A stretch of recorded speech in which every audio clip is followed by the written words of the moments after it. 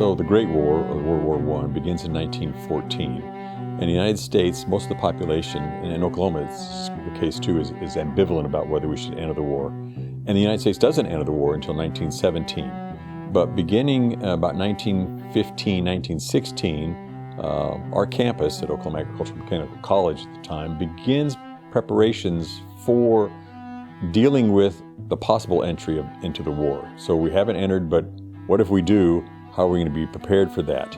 We work with the federal government to become a site for the Student Army Training Corps. It was called SATC, kind of like ROTC now. They began having training programs here, and by the entrance of the war in 1917, we began tracking the number of individuals who are serving overseas. These are former students, former faculty, former staff who now are serving in a variety of roles overseas, including some women who are serving in the medical corps.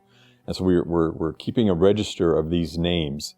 And by 1918, so after we've been in the war about a year, we think it's important to create some kind of symbol for our service and our participation in service to the nation. The Girls Student Association said they were willing to create a flag with a star for each individual that participated in serving in the military during the war.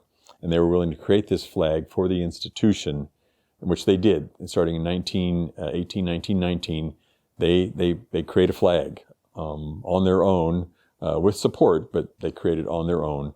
And this flag then serves on campus. It's on display when people would go out from campus to various communities around Oklahoma, but it also was on display permanently for a while in the library. It was on display permanently in the college chapel.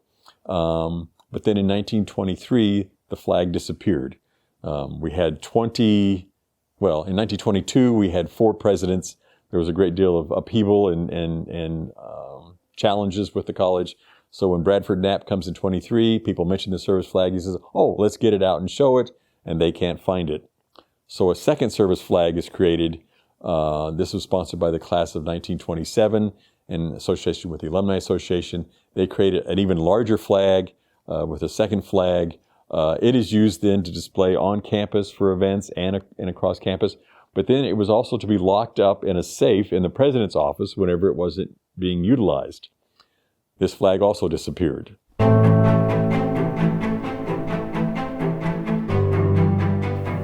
had the keys to the safe?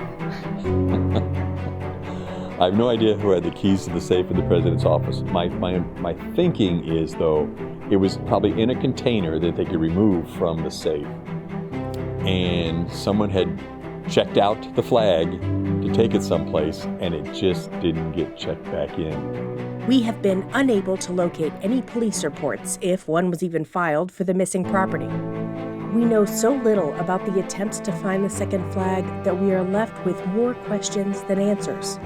Where are the reports in the Daily Oak-Collegian? What was the last event the flag was used for? The second service flag was 20 feet high, so it's 2 stories high, and it's 28 feet wide. So it's not quite, but almost twice as large as the first service flag. Now the first service flag, when they started it, they estimated about 800 and some stars, and they had over 600 stars on the flag before it was lost. So now the second flag, by then they knew there were over 1,400 individuals who had served. They still didn't get all the stars on it, but it was just almost twice as large, had more than twice as many as the first flag had in stars. So it was a huge item. And like I said, even folded up, it would still take a tremendous amount of space. So I just don't understand how you could lose something like that. And that's why it was the first flag. That's why it was stored like in the library along one wall, or in the auditorium, which had a huge wall that you could display the flag, because it was easier to display it than to try to fold it up and store it.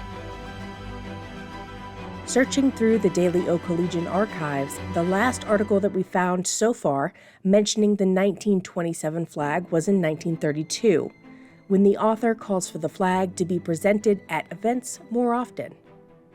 Where did not 1 but 2 service flags go?